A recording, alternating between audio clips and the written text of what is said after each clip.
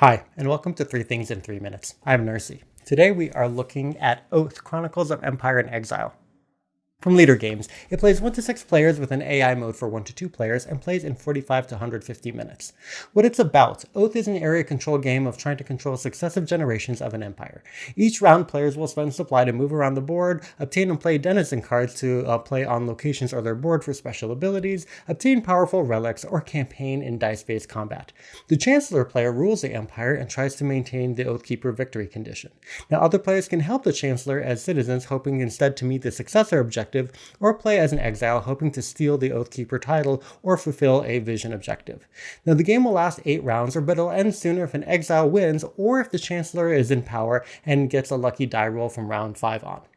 What I like, one of the main draws to Oath is that each game's conditions at the end will continually set up the next game, and there's this appeal to having the games connected and flowing so that seeing the locations and the cards that help secure the victory will show up in the next empire, and that creates a continuity without relying on the need for a finite campaign.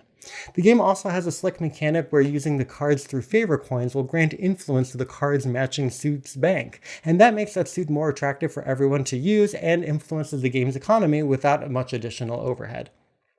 And the game also has a series of rulebooks that in particular explain the strategies behind different actions and when they might be helpful, which really helps you learn the game.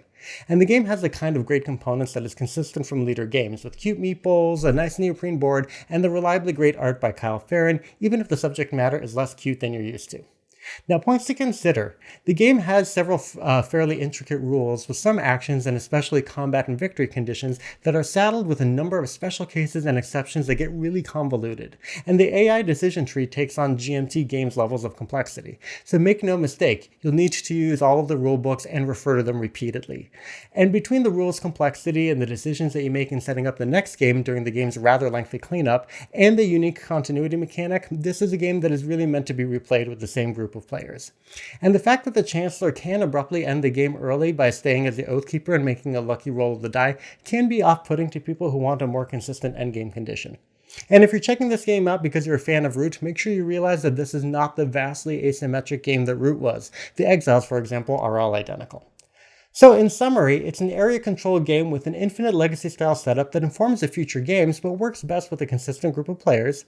It has a good rulebook that helps explain some of the intricacies and special rules of the game, of which there are quite a few, and the game has some reliably great components, though some players may be frustrated by the abrupt game ending and only minor asymmetry. Thank you so much for watching. Please make sure you like and share this video and subscribe to the channel. Thanks.